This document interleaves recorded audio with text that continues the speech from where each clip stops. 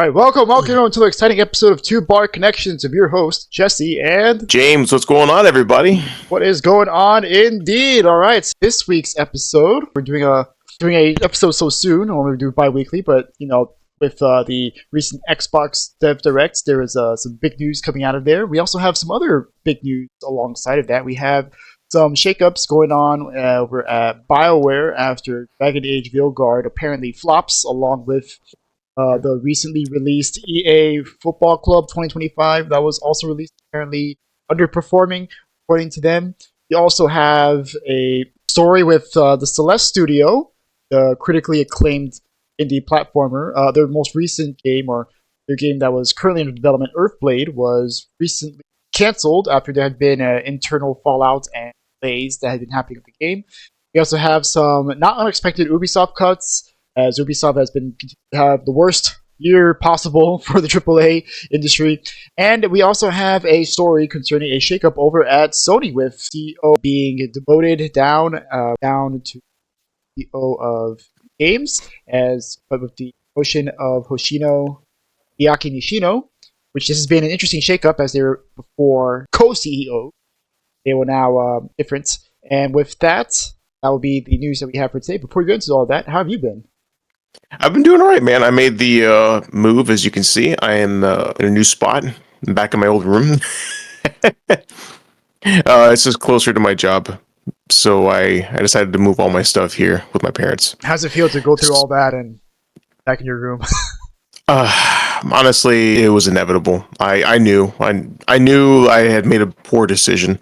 Well, it wasn't poor. It was just short-sighted, but it has been much better. I don't have to drive so far. Even my gas miser of a car I still had to fill up a lot. So I'm really glad. I'm really glad that I'm back home. And it's also good too, because I could just do what I normally do. Wake up, have coffee, and then engage with my classes, with my YouTube videos that I watch, with my folks that are here. It's nice to not be alone anymore. So it used to. Yeah, it takes some getting used to. So but it's been good. I'm almost done with my statistics class, thankfully, and I've also been catching up. Most importantly, this is the most important thing. I've been playing Final Fantasy VII Remake. Yes, I noticed. I am almost done, and I'm like bulldozing. Complete the game. Dude, I'm gonna complete it, and not only complete it, but I'm gonna replay it so I can 100% it before I pick up Rebirth on Steam. Okay, well, Rebirth is on sale, so if I were you, I'd probably get it now, because maybe I saw it. Yes, yeah, I saw it. But I was trying not to buy it just in case. Just don't play it, right? Just buy it.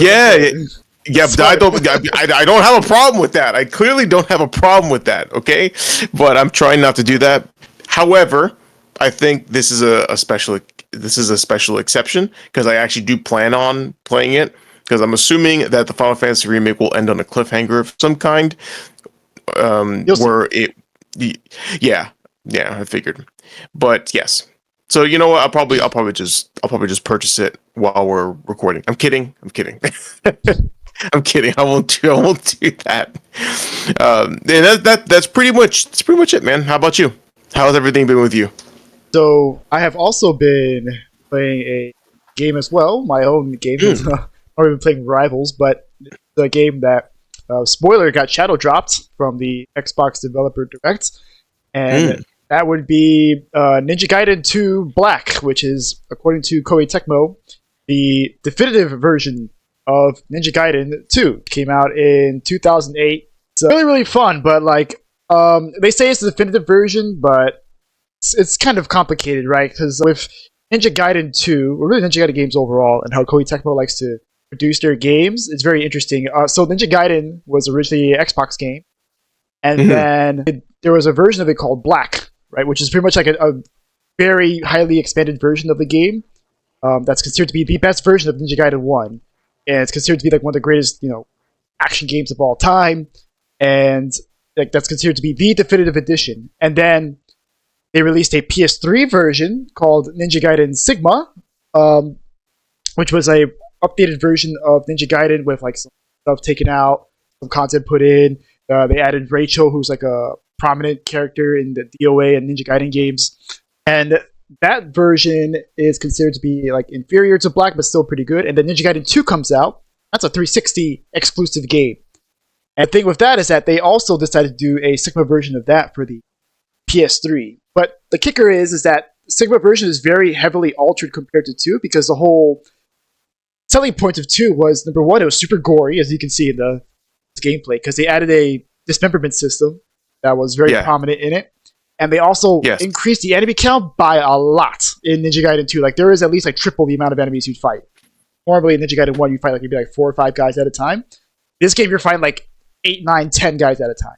The idea is like you're supposed to like kill them quickly with the dismemberment system, so that way you don't get overwhelmed. But Ninja Gaiden Sigma apparently changed that to where they decreased the enemy count, but gave them much higher health, and they also made a lot more resistance to being dismembered. So it led to the game being a lot different, and even the creator of Ninja Gaiden, or the new Ninja Gaiden, Itagaki, kind of disowned it, and apparently he had a falling out with the company or like, over some unpaid fines that he was owed, and he left the company and formed his own company, made Devil's Third, which is that piece of crap Wii U game that probably you've never heard of, but it's not a very good game. I know, I've not heard of it. It's not a good game, don't worry about it. But we come here to Ninja Gaiden Black, and they're like, oh, like this is the definitive version of the game. Like, this is the best way like you could possibly play the game. And all the veteran players are like, oh shit, it's gonna be like Ninja Gaiden 2, right? But lo and behold, it's not really. And the worry was that it was gonna be like Sigma, and it kind of is more like Sigma, but it's more like something in between. And it's less of a definitive version and more of like a side grade of it. Because the thing is, like with Ninja Gaiden Sigma 2, even though like they fucked up the gameplay, like they added a ton of content. Like there was a ton of new playable characters they added. They added something called Ninja Race. They added chapter challenges. And this is essentially like a version of the game, Black, is a version of Sigma that has much more improved gameplay, but has a lot of content removed from Sigma for some reason. So like it's missing a lot of like modes and stuff. So like, yeah, like it's very good, right? It's Ninja Gaiden 2. It's a very fun game, very hard as fuck. Like, oh my god. Yeah, like if you're like a Souls player, and you're like, oh, bro, I got this shit. Don't worry. And like, no, bro, this game's gonna beat your fucking ass, and like, it's insane. Especially since like they kind of preserved a lot of the mid 2000s jank. Like I don't know, you probably saw it a few times, right? The camera's kind of dog shit. Yeah. Yes. You saw it get stuck on the ceiling, and this game's very unforgiving. Right? Like the enemies don't wait for you to attack; they will attack you mid combo. Right? And so like you constantly have to be like on the move and looking out for enemies to hit you. But what were you gonna say? No, I was gonna say like I noticed the jank here, but also when I saw you play, because you did stream it for me a couple of nights ago, I believe, or was it last week? No, it was this week. It was this week. Oh yeah. I did see. Yeah, I saw you stream this game. Yes. But yeah, like I said, super fucking hard game. Like, it's pretty easy on what's considered normal, which I think is like more easy because like I almost never died. I died maybe like 4 times my entire playthrough. But then you get to like Warrior, which is considered the hard mode. And it's like, okay, this is a bit more challenging now. And now I'm currently on Mentor, which is a very hard mode. That's hard as fuck. Like these enemies do not fuck around. Like they do so much damage and are so fucking aggressive. And then the bosses themselves have like a ton of health. And with this, with the higher difficulties, I definitely feel the increased health count. Like definitely enemies are a lot more spongy. It's a little annoying. Don't get delimbed.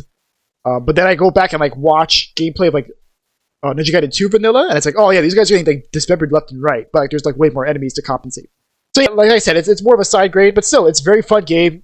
I mean, I beat it freaking twice on my 3rd playthrough, so obviously I really like it. It's really, really fun game, and I always like these games now, like, that harken back to the day where, you know, games are a lot more simple, a little more straightforward, and it's interesting to see that there's actually been, like, some news coverage of it, being like, yeah, like, this game like, reminds us, like, short and linear games I still have a place in the industry, which is funny because, like, that's something that we've been talking about. And really, the news discourse all around has been talking about for a while. Like, games have become too big and take too long to make. We need more games like Gaiden 2. Bloated. The word you're looking for is bloated. Yeah. Yeah. Which we've talked about it plenty of times, and it's nice to see they're at least dipping their toes back into the sort of game. And well, no, not end. Obviously, we're talking about more about it later because like, there's also some other reveals for Ninja Gaiden that Yes. I'll go Yeah, with yeah, that. that'll be at a later. Spoiler. Yes, yes. Indeed. Right. All right, so ready Very to get some nice. news? Absolutely. Start us off. All right, so first story today, we are going to be talking about BioWare. Had not a very good year to start off, because apparently, surprise, surprise, Dragon Age Veilguard didn't do well, and You yeah, put it so nicely. but yeah, Did you lose your highlights again? yeah, no, I lost my window. Okay, I'm out of practice Oh my now because you did it. I'm like, nah, all the muscle memory's gone. It's amazing. You don't direct one episode, and it's like, oh, the muscle memory's gone. I swear. Yeah, so according to a press release by EA, Veilguard had engaged, right? Notice we didn't say sales, engaged 1.5 million players. They expected there to be a million players. And in this same report, as a result of Dragon Age Veilguard and EA Football Club 25 not performing up to expectations, EA had to change their predictions for growth from mid-digit growth to mid-digit decline, which is quite the turnaround. But going Veilguard specifically, right? It's interesting to see that like it hasn't interesting but not unexpected to see that it hasn't really done too well, and especially considering that its predecessor, Dragon Age Edition, sold about 12 billion copies, which is astronomical. Like it even exceeded EA's internal expectations for that game. It's kind of like a 180 where Veilguard has woefully underperformed with being a percent loss of what they were expected. And for EA itself, they also reported that they had a 16% loss in value, which resulted in a drop of $6 billion. And there was an analysis also by Matt Piscatella from Arcana, which we have talked about before. And according to him, the game was the sixth highest selling game of the year, but it's still, considering that it took so long to make and so expensive that 1.5 million engaged, right, is apparently not enough. And so as a result of that, had some shakeups going on over at BioWare. But before that shakeups even occurred, right, BioWare suffered another blow where they lost their director of Veilguard, Corinne Bush, who took over director duties after, Veilguard changed so many hands because they just couldn't decide on what kind of game it was for the long time. But according to Corinne, right, this was a voluntary departure. She said, quote, "My departure was voluntary as I've been presented with the opportunity. I couldn't turn it down. I don't want to say much more right now, but count on it being in the CRPG space and uphold tradition of great characters. I did what I said to do at BioWare, that is to come in and help right the ship. I love Dragon Age and BioWare, so the chance to return the game to a proper quality single-player RPG lifetime. It was hard fought as games with such tumultuous dev cycles rarely end up shipping or rarely turn out. The team did it, and it was hard. It took a toll on me. BioWare still has a lot of work to do culturally. I do are on. So alongside that, we have apparently a restructure in BioWare. Several people being laid off and or moved around, as has been confirmed in a blog post by General Manager of BioWare, K, that the studio was taking this opportunity between full development cycles to reimagine how we work at BioWare. Given this stage of development, we don't require support from the full studio. We have incredible talent here at BioWare, and so we have worked diligently over the past few months to match many of our colleagues with other teams at EA that had open roles that were a strong fit. Now, at the time of this recording, it is unknown how many developers go, or how many around, or even how many are still working at BioWare. But a spokesperson did confirm all this from EA, saying the studio's priority was Dragon Age during this time. There were people continuing to build the vision for the next Mass Effect. Now that the Veilguard has shipped, the studio's full focus is Mass Effect. While we're not sharing numbers, the studio has the right number of people in the right roles to work on Mass Effect at this stage of development. Currently, editor Karen West Weeks, narrative designer, lead writer of Veilguard, Trick Weeks, editor Ryan Cormier, producer Jen Chevrier, and senior system designer Michelle Flam have all been let go. And yeah, a lot of I know that was a lot to go over, man, but damn it, it's really amazing how much of a ripple effect Veilguard has had. And this is just like the latest in BioWare's stumbles. Really surprising. Like how much leeway EA has given, because like they have hired or closed studios for less. And here we are with Well, EA. I mean, with BioWare. 3 flops at this point. well, the name carries weight still, in at least in terms of EA. But we as gamers know that the BioWare we know and love, and the BioWare of old is gone, is dead. We knew this. You know it. I know it. Everybody knows it. Everyone and their mother knew that this game had to do well, and it did not. So now the future is tumultuous. Even in the you could see it in the stories that they're talking about restructuring. And now they're gonna work on Mass Effect 5, and we're all frightened. Yeah, we were all scared shitless. You took the words right out of my mouth. We are absolutely scared shitless for what they're going to do to Mass Effect after Veilguard, because the game's got a lot of problems. It has a lot of problems, universally disliked, honestly, and it reflects it in the reviews for the game, like player reviews, and in the sales. You said it. They missed it by 50%.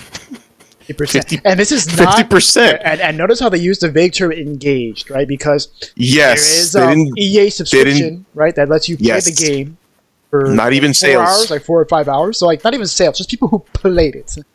Yes, which makes it worse, because after all, they will always look for the best statistic to make it look the best. And if this is the best they can do, then that is indicative of a problem in and of itself.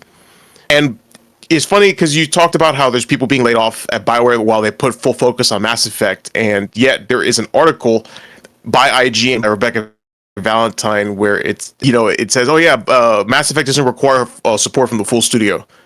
What?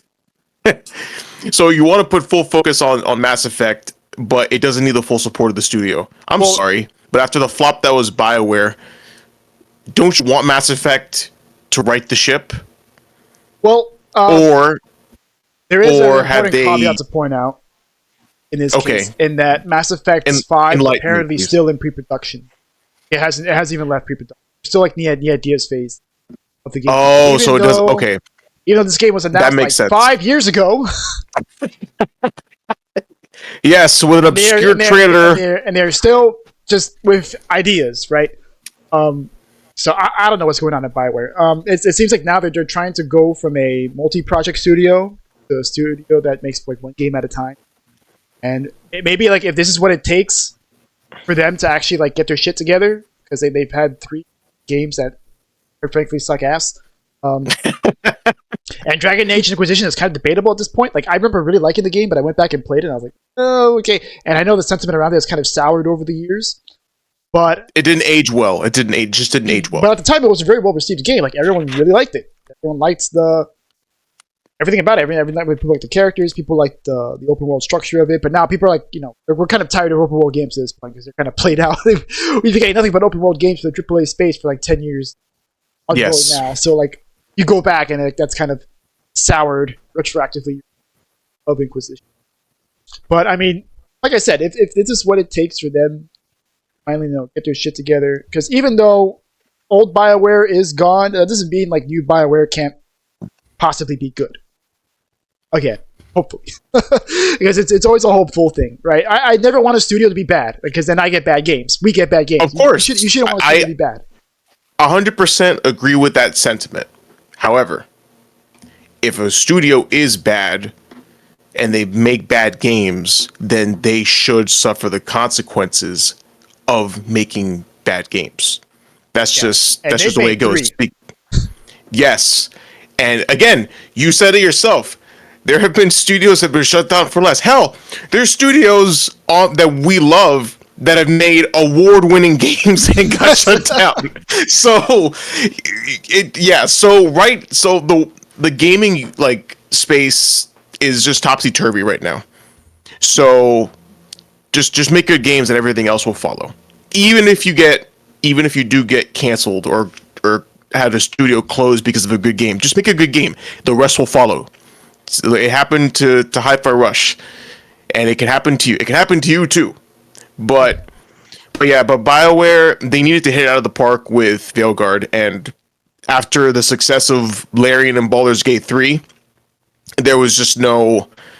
I think they took a look at the game and they're like, "Wow, we're fucked."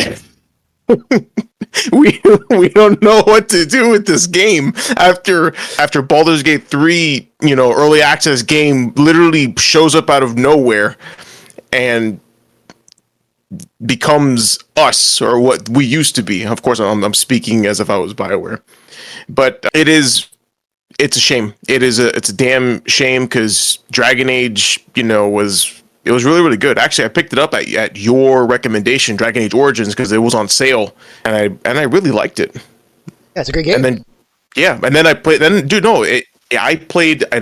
the rest of the series. I went out to Dragon Age 2. I was kind of confused because the game's art style, the gameplay, it was a shift. Let me just put it to you that way. That was a nice job. They made that game like in less than 2 years. Yeah, but it wasn't like New Vegas rush job. It was just a good old fashioned, like, wow, this is a crappy rush job. But it gave birth to Varric. He's the bro. The best Dragon Age character. Yeah, best Dragon Age character ever. He's the Garrus of Dragon Age. Yes, he's your bro. He is your bro. He is legit the Garrus of Dragon Age. And then, of course, I went on to play Inquisition, which it wasn't bad, but usually with BioWare games, I'm willing to like buy the DLC so that I can continue the story. But for Dragon Age Inquisition, I was just like, I'm good. I'm good. I don't need this. I don't need to know more. I'm kind of satisfied with whatever this was, and I haven't played it since. Honestly, I can barely remember what happens in that game, if I'm being honest with you. Yeah, I like the main story stuff. I don't really remember. I remember just Cassandra and Varric because I like them both. Yes, Cassandra, also an excellent character, by the way. And I also remember Dorian, I think his name was the gay mage. Yes, yeah, dude, I loved him. I actually did love him. He was always in my party. He was hilarious. Yeah, I liked him. Clearly, Dragon Age can make good characters. BioWare can make good characters. I mean, all those people who made those characters are probably gone now, so we'll have to see. Because Varric, in particular, I know the woman who's mainly credited with coming up with Varric was laid off. She was one of the people who was laid off last year when we were reporting on that. Oh, I think I remember. I forgot her name, but I do remember reporting. And everyone was devastated. Alongside the original Baldur's Gate writer was also laid off. Apparently. Yes. It's like, what are you doing? What are you doing? Why are you laying off your You're an RPG studio. What? Do not lay off your best and brightest. That's like a French 5-star restaurant firing their head chef and hiring the busboy to cook the food for them. It's dumb.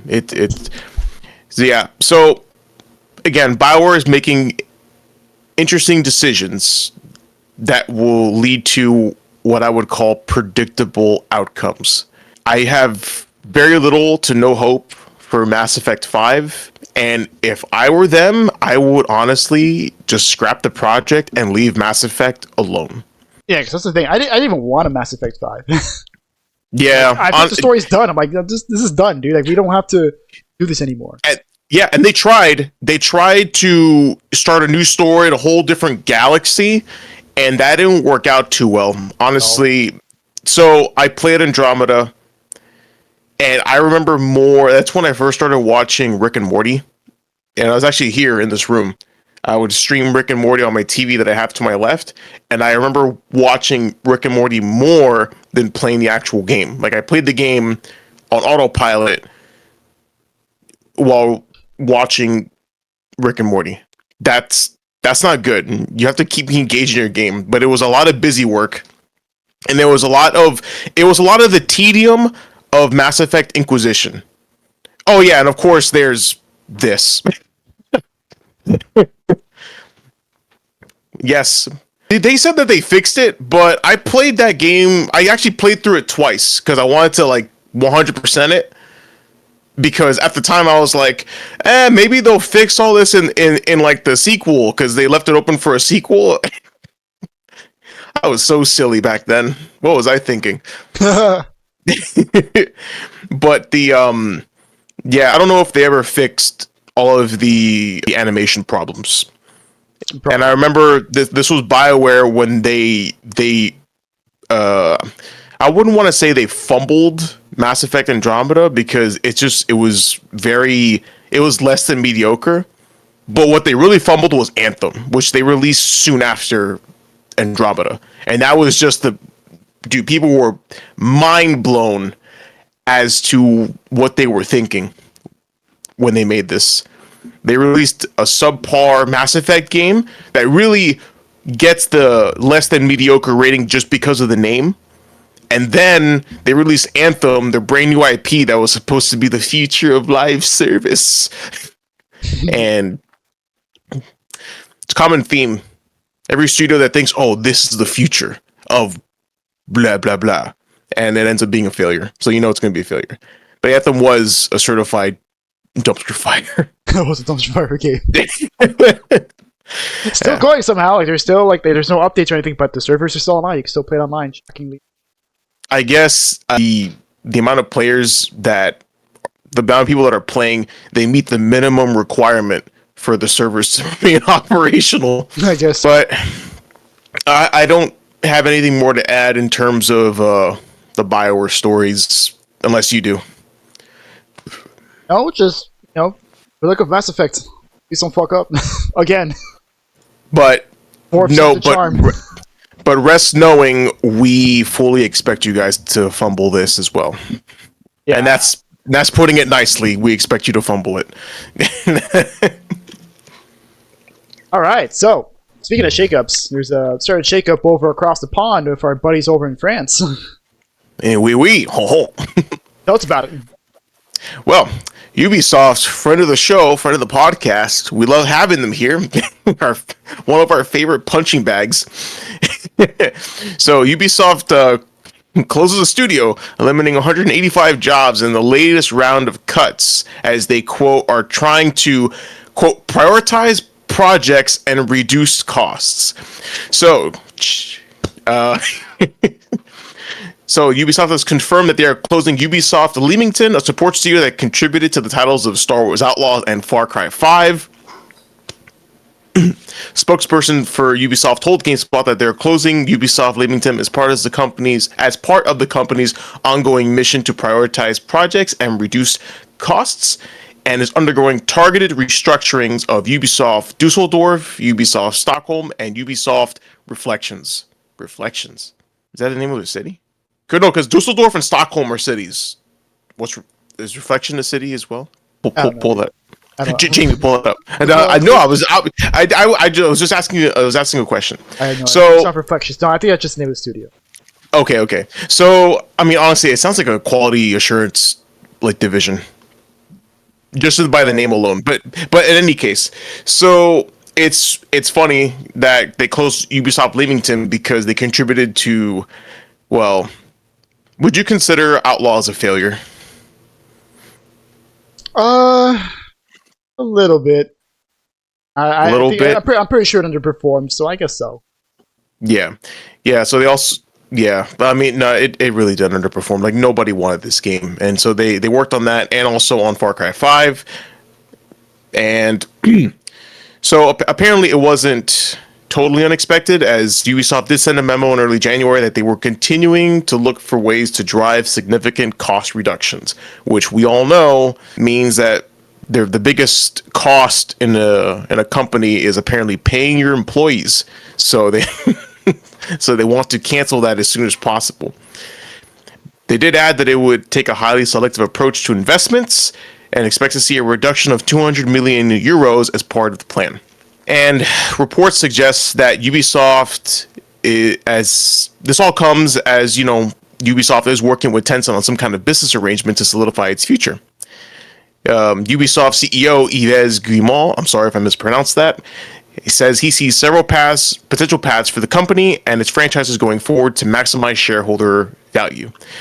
So I mean, the story just says like, yeah, we're closing studios, and allegedly, it does look like they're just making the studio or the company look pretty for purchase, which makes sense. Uh-huh.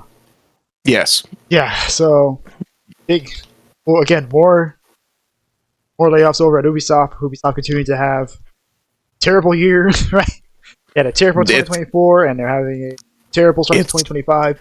Reminder that their value has dropped 90% since like 2015, I think. Wait, did you say 90%? I'm pretty sure it's 90%. Oh my sweet lord. Please pull that chart up. I want to see it. But no, I want to see. Well, actually, I think if you just Google like the stock chart, 85%. Okay, that's still a lot. That's still a fucking lot. that's still a fuck ton. But yeah, it's been bad, and it's gonna get worse when Assassin's Creed Shadows like officially releases. What is it? It comes out in March, right? Yeah. Finally, yes. We've been delayed so many times, we don't even know anymore. Yeah. It really has been delayed. Well, I only asked because there's been a lot of YouTubers that have gotten early access to the game, including SkillUp. He posted his video, and essentially it's a no from him. Again, to put it nicely, and that seems to be the consensus of everyone who has played the game early. And it's like a month early too, because the game won't be released until March. Well, he even said it himself. He said he doesn't like modern Assassin's Creed games, so he's kind of biased. But there have been people that have liked it. Yeah, so well, I mean, I imagine on release it's going to be a divisive game. Probably going to be kind of a mixed reception. And yeah, but remember, people that'll probably be like reflected in the sales. I don't. Maybe it'll do well. I don't know. I cannot say. But definitely, I think the reception of it's going to be kind of mixed. There's going to be people who really like it, and people who don't like it. I'm not sure, man. I really think it's not going to be great. Again, I'm trying to be nice about it, but the quality is different, right? Like our subjective view of the quality is different from like how it's going to be received by the public. Like I said, general public will probably be kind of mixed. Whether the game's actually good or not, to like our personal views or to no, I completely understand that, but I think the game will not be received well to the general public. Oh, we'll just have to wait and see. Yeah, we'll wait and see, but I'm betting that it won't be great. It won't be a good game. Probably. It is an Ubisoft game, so. Yeah, but the thing is, like, Ubisoft is known for at best being mediocre. Like, that's all they're known for. Their games aren't bad; they're just mediocre. Yeah, but I think this game will actually be bad. But we'll see. Oh, excuse me. I was having a sip of water. Water. Yeah. Is there anything else you want to add in terms of Ubisoft or nah? Nope. Just look forward to seeing you next week, Ubisoft, when the next story comes out.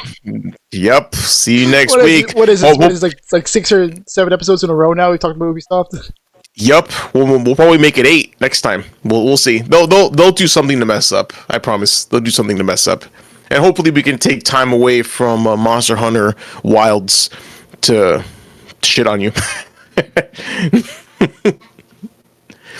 But is there anything else for Ubisoft? Or all right? Shame about the studio closures, though. Yeah, no, it always sucks to get laid off, especially because the company is just going under from stupid people. Incompetence.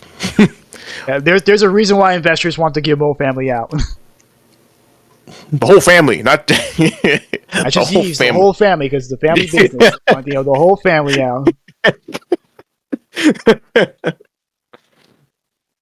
All right, so for our next story, this one's a bit more sad, especially if you're in indie scene, as the studio OK Games, who are responsible for the indie platformer darling Celeste, has recently announced that their latest title, Earthblade, has been apparently canceled. And this here is Earthblade. It was supposed to be a pixel art based Metroidvania with some like Celeste style like platforming there as well. Mm. And it's a game that was announced back in the Game Awards, during pretty highly anticipated game because there's a lot of people who absolutely adore Celeste. Considered but indie games of all time, and not just one of the best indie games of all time, but actually like considered for like literally like one of the best games of all time. Yes. It's a game with like really tight controls and a ton of accessibility options. Like you can customize like the difficulty of the game, and I feel like it has like a really good and touching. But Earthblade itself has been cancelled, as confirmed by OK Games themselves. Yes, as they have reported in a final update for Earthblade, founders apparently had a disagreement over the IP of Celeste, and that conflict was resolved. But during that time, Pedro, what was the last name?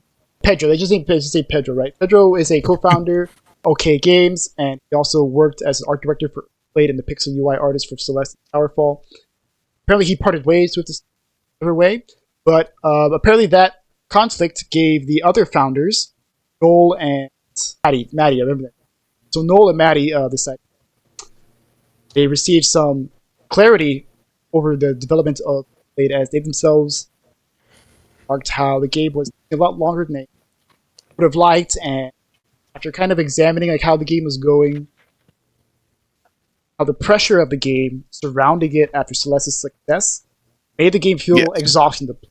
They felt pressured to a game that was even bigger and better than. They decided that, we're going to go back to the drawing board, focus on something a bit smaller. Okay. So we'll have to see like what it is that they work on, because there'll be some. They're pretty much starting from scratch. This game, Earthblade, was canceled back in December. So this is kind of a bit of a sad one. I haven't played Celeste, but I've always really wanted to play it. And Earthblade, when I saw the announcement for it at the Game Awards, I remember, this was really cool. I would really love it. Yeah, I remember. Yeah, I remember my stepbrother played Celeste on his Switch, and it looked like a fun game. This was years ago. It's very highly acclaimed, and famous YouTubers like Video Game Donkey did a video on Celeste, and he really, really enjoyed that game a lot. And it looks good.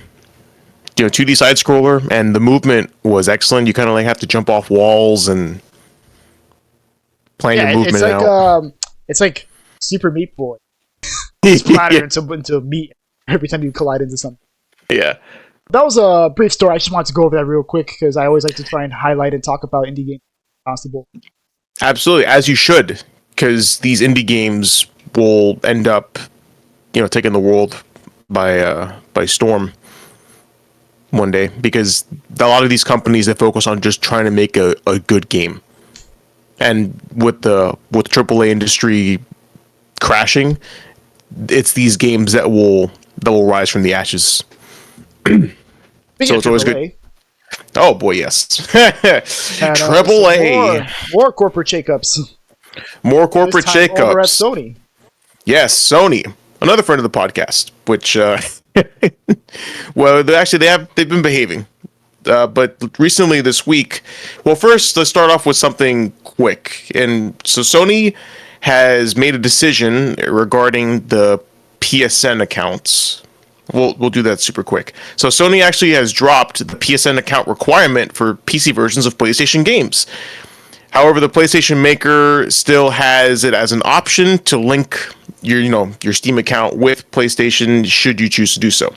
But the actual article, Sony Interactive Entertainment is eliminating the need for a PlayStation Network account for certain single-player games on the PC, the company announced on Wednesday. That includes the release of Marvel's Spider-Man 2 and the upcoming Last of Us Part 2 Remastered. The two titles, they still currently say that they require a PSN account, however, they will make that change soon enough. So instead of requiring a PSN account for those games, Sony hopes to incentivize players on PC to sign into the PSN account for added benefits like trophies and friend management. We have Steam achievements. We don't need that shit. And we don't need it. So as you can see, there are certain perks and certain in-game items should you choose to enroll in a PlayStation Network account. So for Marvel Spider-Man 2, you unlock the Spider-Man 2099 black suit and the Miles Morales 2099 suit. For Ragnarok, you gain access to the armor of the Black Bear, set. And Last of Us Part 2, you get plus 50 points to activate bonus features and unlock extras. Jordan's Jacket from Intergalactic, which is a new game that they unveiled at the Game Awards, correct? Yeah, I believe so. Yes. And then, of course, Horizon Zero Dawn remastered remake. I'm sorry, just remastered. How many times have they re-released that game? And then gain access to Nora Valiant's outfit. So this is a pretty interesting move, considering that Sony, it was, controversy. That was like the big story for 2024, that Sony required a PSN account for many of its recent PC titles, even when those games didn't feature internet connectivity. And, well, also, it kind of messed it up for a lot of the PlayStation Network where they were from. This was especially prominent in the whole Helldivers 2 fiasco, where they mandated a PSN account and then essentially screwed players that had already had access to the game. Which, by the way, these people are still... I don't believe they have access still to Helldivers 2. What they did was they removed the PlayStation requirement for Helldivers 2, but they still removed access to the game itself from Steam. If that's what I'm told. After selling it to people. What? After selling it to people. Yes, after selling it to people, which is, man, I'm not a business major, and I know that that's a big no-no. But this is interesting, and I think this is what Sony should have done in the first place, considering that they are really they're just screwing themselves over out of the biggest gaming market possible, which is, the PC community. And I just hope that they continue to make good decisions like this, because these are actually smart decisions.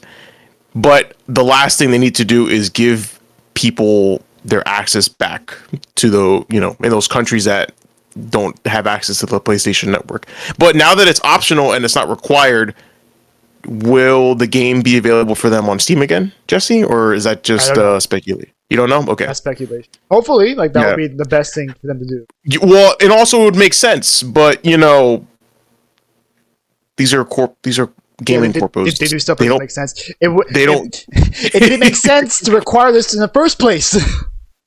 Yes, it worked fine without the PSN requirement. So especially for single player games, their justification for for Helldivers is it makes the moderation process much easier for us because we can better monitor everything. Which I don't really agree with it. I think maybe you can probably do it, but it makes sense. Okay, it's easier for you to moderate stuff and monitor for cheating or bad behavior or whatever. Fine, but for single player games, come on, what the fuck? Well, to me. Well, yeah, and to me that blows that argument of moderation out of the water because they required it for the single player game. So for multiplayer games, it's fine. Yeah, again, but I don't know. If they would have done it only for multiplayer games and not the single players, that argument would have made sense. But they mandated it across the board, so it wasn't about moderation. It was just about... That was part of it. Yeah. Or, it was probably mostly just so they can boost account numbers and be okay, look, we got this number of increase, whatever. Dude, sales. We got an increased number of accounts. We saw some growth in our accounts. Please give us investment money. Oh my god. But instead... They essentially gutted their own audience with that bullcrap. But it looks like they're backtracking slowly, so we'll see how it goes. And I'm not sure where that decision came from, but as considering that the hierarchy at PlayStation is changing. So a couple things you could pull up. There you go. Thank you. So PlayStation has a new CEO again. So as you know, Sony has they were trying to do a 2 CEO system, which raised some eyebrows, but they're okay, well, whatever, you do you. But now they're going back to 1 CEO at a time. So original CEOs were Hideki Nishino and Herman Holtz. But now, as of in the early hours of Wednesday, actually the same day that they rescinded the PSN requirement. Sony Interactive Entertainment has announced that Hideki Hisino would be the sole CEO of the video game company, following less than a year of serving as CEO alongside Herman Holtz. So at the time, they were appointed as dual successors to former PlayStation chief Jim Ryan in May 2024. Sony touted its faith in the dual CEO model, while Nishino oversaw business and platform operations, and Holtz would head up studio and development of games. But now the company is backtracking, and they're wondering, and people are confused as to why. So in a quote from game industry analysts, so when you see this, you see the new management throughout Xbox as well. There's a lot of transition here. A lot of senior people from large game companies are taking jobs everywhere, taking roles at toy companies and non-endemic firms that are sort of adjacent to games. So there's a bit of musical chairs going around in the industry at a very high level, and they're wondering how it will impact the future. So usually when there's a lot of change, people would say to expect layoffs in the industry, which, you know, it's not kind of an expectation. It's more of a guarantee at this point, because there have been a lot of layoffs in the industries thus far. So I'm trying to find. There it is. I found it. So they were talking to a game industry analyst. He's actually a professor at the NYU Stern School of Business, which is weird. He's at NYU and a games industry analyst. I guess that's his specialty. But anyway, his name is Joost van Druen. I'm just gonna call him Joost. But he gave his impression on everything going on as far as Sony's concerned. So, quote, I think based on what I've seen from CES and their announcements there, they're casting a much broader net around technology for the coming decades. They're developing a new headset, and they've been developing a whole bunch of middleware, and Sony is really pushing into using its technology as an unlock for creators and to appeal to both first and third party creative firms in all industries, not just games, but music and film as well. I think that's better suited for the role there. You just have a little bit more of a streamlined effort. At the same time, it makes sense for Sony at large, PlayStation still needs to evolve to be better suited for the coming decade. It is obvious that the games industry has been having a tough couple of years and will probably continue to be the case in the near future. So what he's saying is that they're doing a shakeup because Sony as a whole will have to contend with the future as far as technology is concerned, and as well as PlayStation. So they're going to make more tech and make most likely another console with this new tech that will allow more people to work with PlayStation to make games for PlayStation that, you know, don't have to be just first party games. That way it's not the Final Fantasy console or the Last of Us console or the God of War console and stuff like that. So I thought that was a bit of an interesting take, and considering that he's a professor of business at NYU, I mean that's a pretty solid take. And what's interesting to note, though, also, even though there is only one CEO now, they are still the heads of their respective departments. So Nishino will be overseeing business and platform operations still, and Holtz will be heading up studio and development. So it seems Sony is having a bit of a shakeup to kind of get ready for the future and see also to have more cohesive leadership, or at least have one leadership that will call the shots on everything going forward. Because it's kind of a hassle when you have to report to two people, and then they have to kind of like decide amongst themselves. It doesn't do well in terms of the chain of command. So I think this is good for Sony. They seem to be making all the right moves. Oh wait, and he also said something else too. So he also quotes saying Sony, as one of the tallest trees in the forest, catches the most winds. So they feel it immediately when they have a failure like Concord. And so I think that they still need someone fully in charge of the content side to build the games division into a broader, more media appropriate entity. Yeah, and he doesn't mean it in a diminutive way, but it's also a bit like having a dinosaur that's so large that it needs two brains just to kind of navigate itself. Which, by the way, there actually is, I think, a turtle, actual species of turtle that has two heads. Yes, I have seen it. And it's not AI. This was a long time ago. Like I saw it in a biology book, like before AI was a thing. So I know it's real. So I think this is pretty. I think this is interesting. They're restructuring to get ready for the future, and they're starting to consolidate a lot of their efforts in development. And I think it's going to be good. Yeah, we'll have to see. I mean, I think it's good now that the structure is a bit more forward, and this arrangement, Herman Hulst is going to be entering Chino. I think it's good because, well, one, said it makes structure the hierarchy a lot forward and the Chino forward. But Yes. also Herman Hulst, like Concord was apparently his thing, so like. Yeah. You maybe want someone above and to be like, hey, maybe this isn't the best idea, but Well, I mean, if the stories were true about the whole thing about toxic positivity and that there was no such thing as a bad idea, then yes, it makes sense. he was So, like a proponent of it, right? Because there was part of uh-oh. Jim Ryan's bullshit, games as a service push, and Herman Hulst like oversaw a lot. Yeah, I guess that's true. But still, Herman Holtz should have.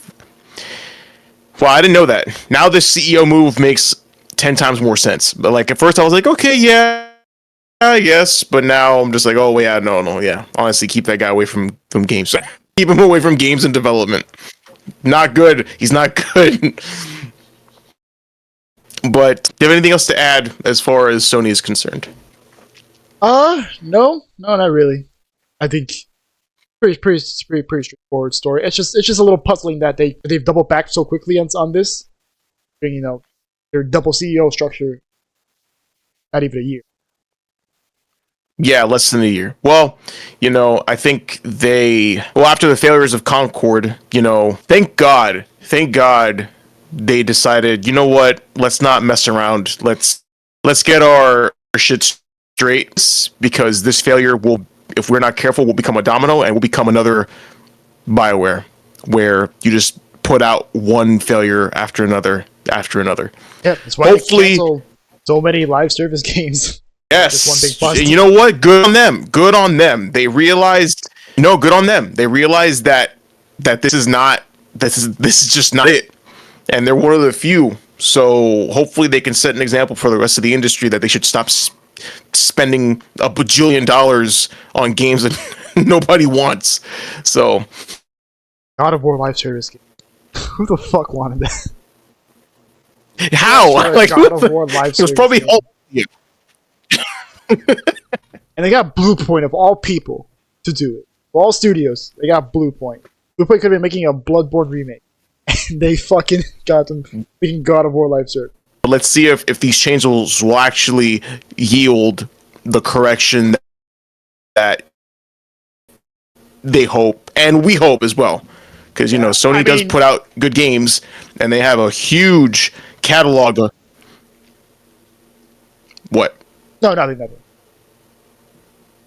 You mean what? No. Say it. Tell me. What's up?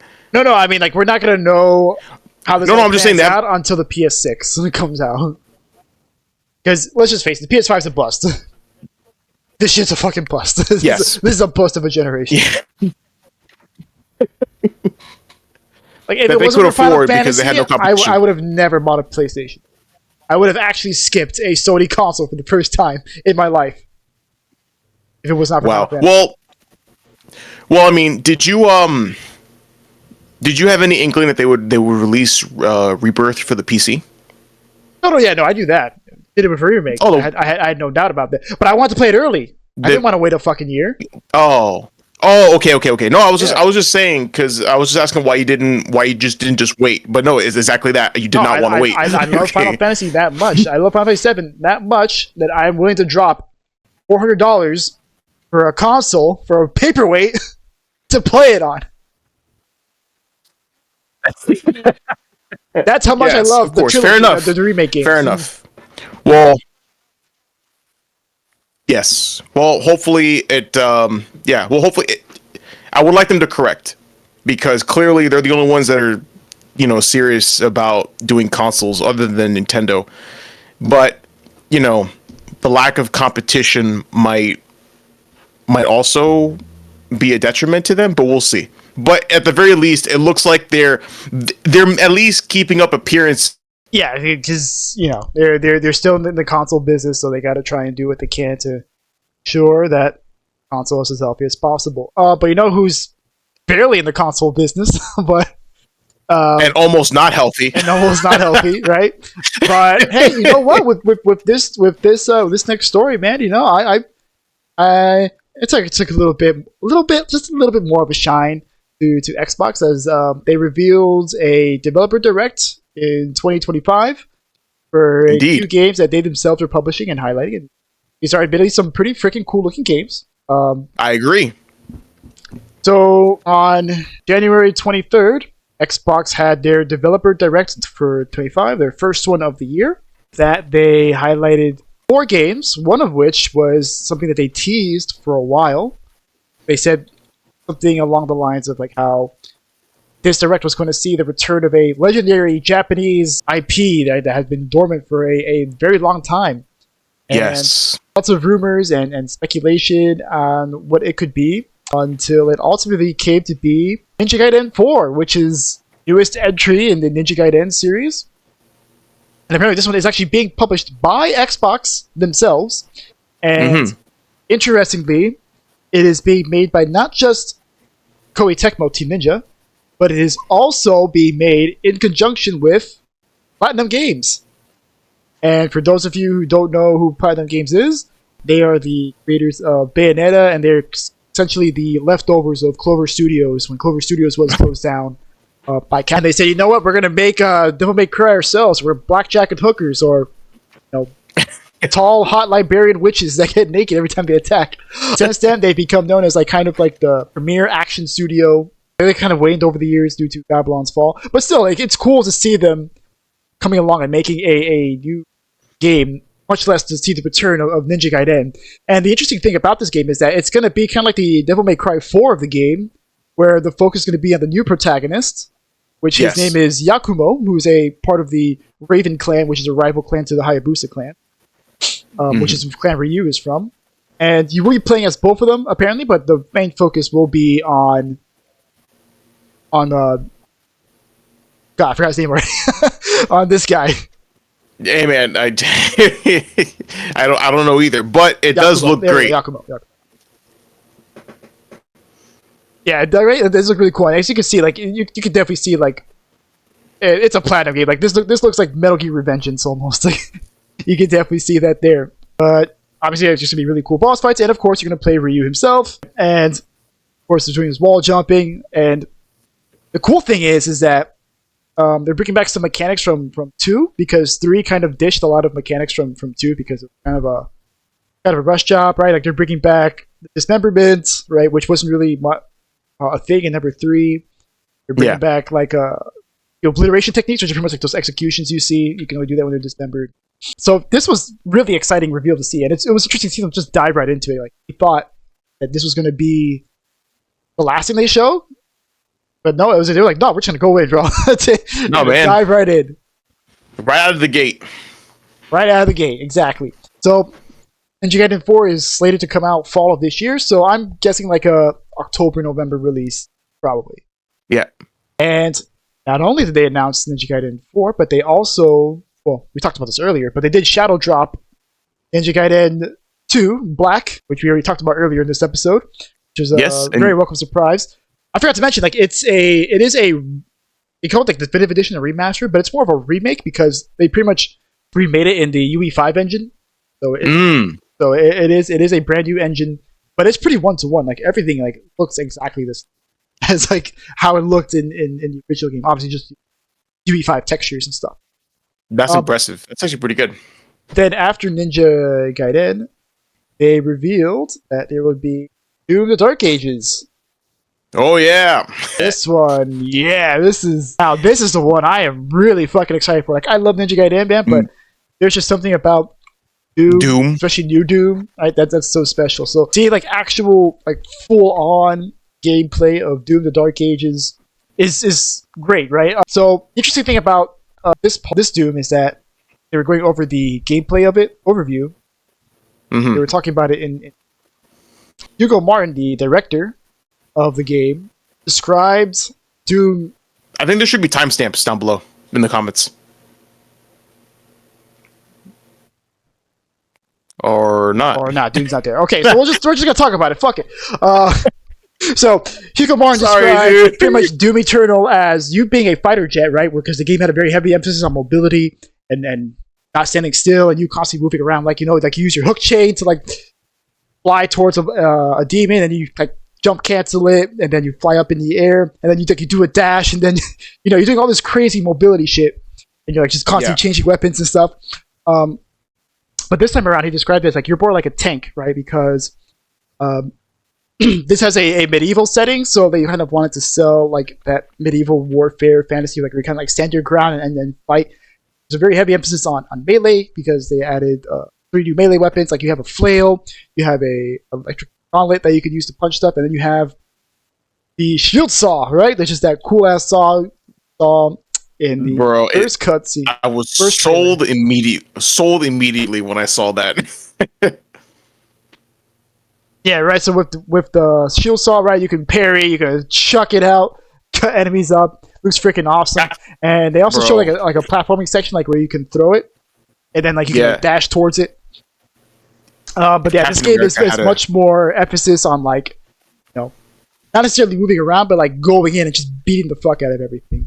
And it kind of like has like that more classic Doom feel, right? Because the old Doom games, right, you were moving around a lot. Like you're kind of just walking forward and like shooting stuff, and then enemies shoot like slow projectiles that you like kind of like have to strafe out of the way. Whereas with Doom Eternal, it's like everything's like on 11, right? Everything's flying at you like at fucking Mach speed. You're like a freaking crackhead just running around at Mach 4, right? Just I remember. Constantly up in the air, and it kind of like a more of a Quake feel to it, like traditional Doom.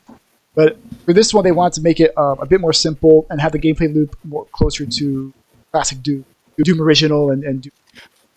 Look, man, the shield saw is all I need. I'll pretend I'm Captain America and just throw the shield and have it ricochet off of off the walls and off of enemies. Hey, you can parry off of it too. Yes, you can. Yeah, like they showed a part like where there's apparently like green projectiles. You can reflect them back at the enemy, right? Like that. Very nice. Oh, lovely. So I know how much you like parries. Yes. Dude, I love parrying. Yeah, so you can get your parry out of this game. And then the other interesting thing they showed is that there's going to be like difficulty sliders.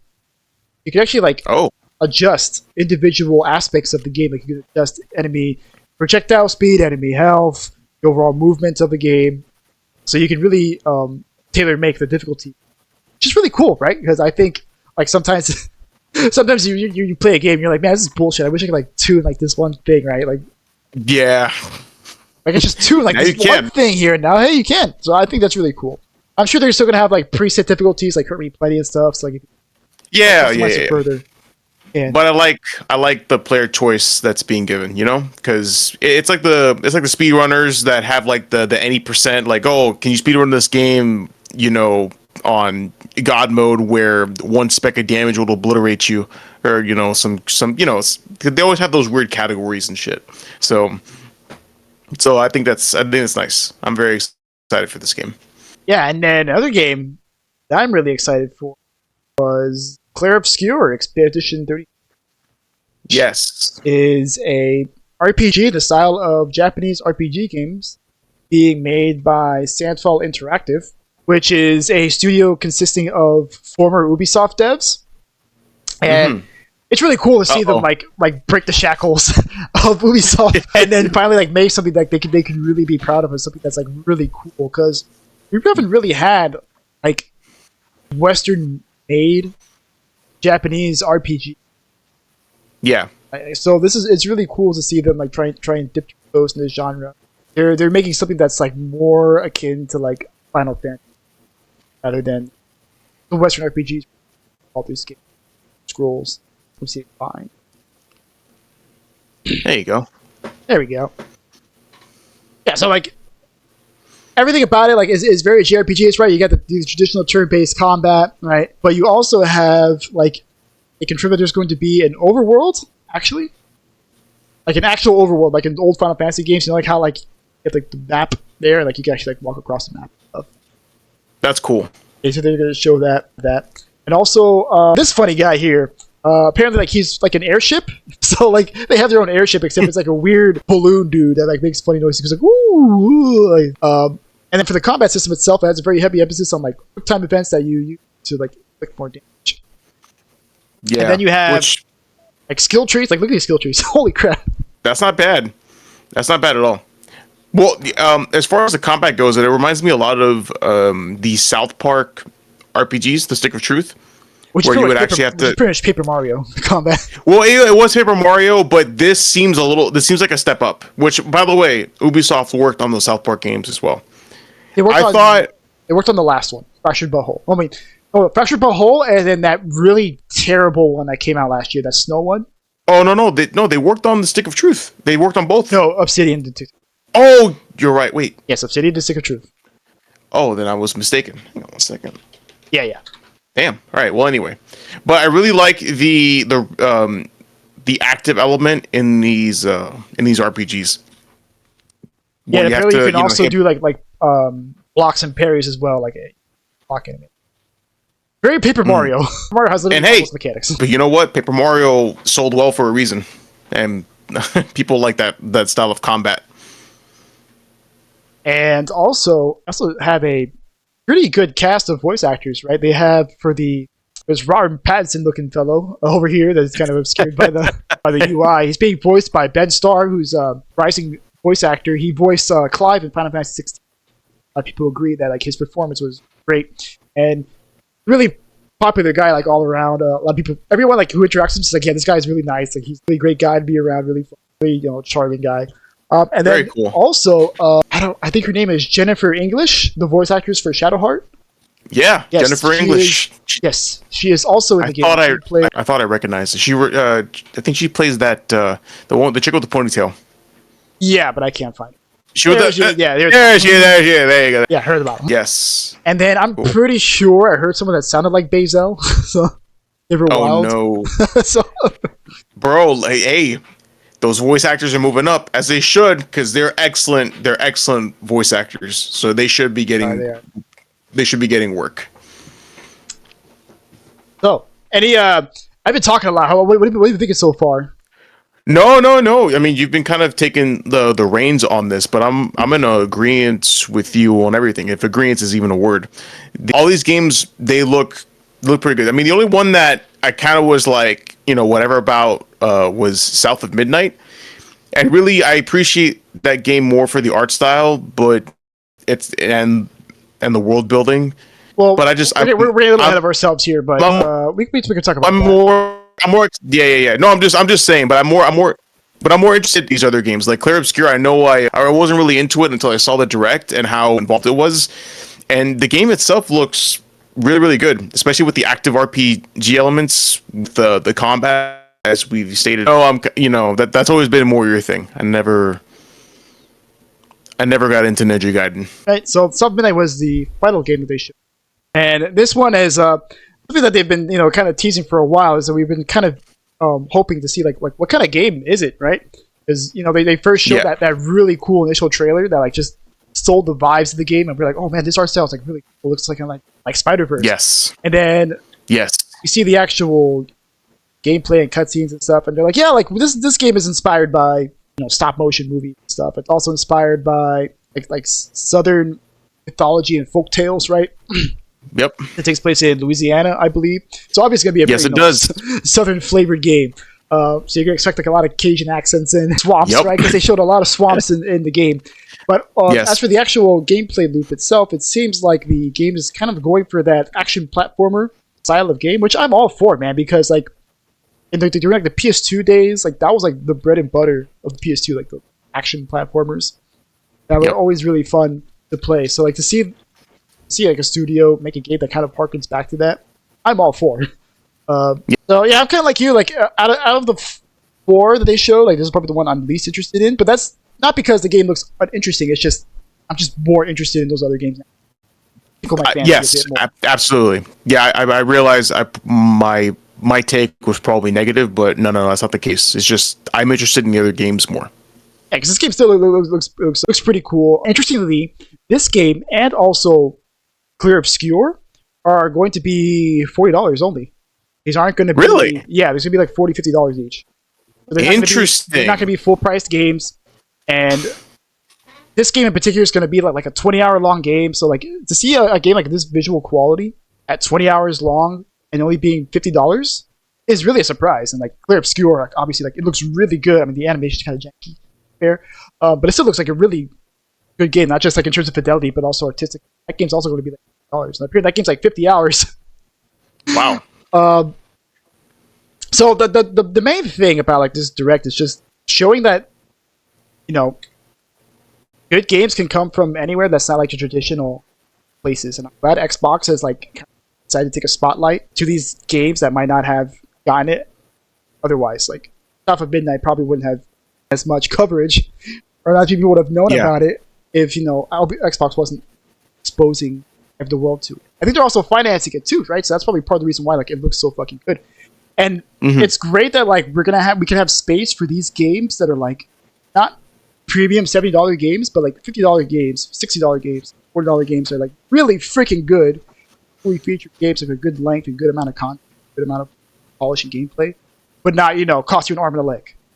And I think we need more games like we do. And Ninja Gaiden in particular is like this is a return to like hack and slash character action games, which you haven't had in a long time because everyone wants to make a fucking Souls like these days. And I love Souls games, but I'm tired of everyone fucking copying it. They want a Souls-like open world game, and that's not gonna. Or an open world game. It's either a Souls-like or an open world game. It's like or roguelike. Or roguelike. Oh my god, I forgot about roguelikes.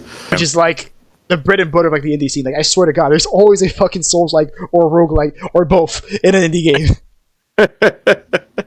So it's cool to see like, you know, there are studios that like put major money in games for stuff that like we don't really get anymore, like action platformers or hack and slash games or JRPG games, like traditional JRPG games. Because like outside of Atlas, we don't really get, you know, big budget triple. I guess I don't know if these are AAA, but they seem like they put money in it and a lot of polish into it. Really well crafted. Yeah. So any other thoughts? No, man, you hit this one out of the park, and honestly, so did Xbox. They showed some good, cool upcoming games, so maybe they'll delay their crumble. I want them to succeed, man. Xbox, you know, again, we want studios to succeed because we get good games, but you know that hasn't been the case for a while. But hopefully this is the turnaround that we've been looking for. So. Oh, and also I forgot to mention that Clear Obscure and South of Midnight were confirmed for April. So both games will be coming out very, very soon. And I think Doom was May. Yeah, and Doom will come out in May. Yes, I saw that. So very soon. Like we're going to be playing all these games for the next 6 months. Woo! Very exciting. Especially Doom. I can't wait for Doom. I need to build the new PC. Like yes, I saw I already saw the spec requirements for it. I was like, definitely Doom. I have to upgrade for Doom. Yeah, I tried. Absolutely upgrade for Doom. I tried to, but nah, man. I need to change. I need to change it. But in any case, is there anything else for the Xbox Direct? No, man. That's all. Ready to sign us cool. Off? Absolutely. Thank you guys so much for watching this episode of the Two Bar Connection. We really appreciate you guys watching us and supporting us. Please subscribe to the channel if you haven't already. Leave a like down below if you enjoyed the video, and also leave comments if there's any news stories or if there's any games that you want us to play. And we are available on YouTube. This is the main way to watch this, but we are available audio only on Apple Podcast, Amazon Music, and Spotify. And we're also available on socials. We're available on Twitter. No, we will not call it X. Exactly. And we are at no, I haven't made Blue Sky. I have not made Blue Sky. You haven't made the Blue Sky? No, okay, no problem. Yes. Our socials are down below in the description. All right. So with that, thank you for listening. Good morning. Wherever you are. Peace. Bye, everybody.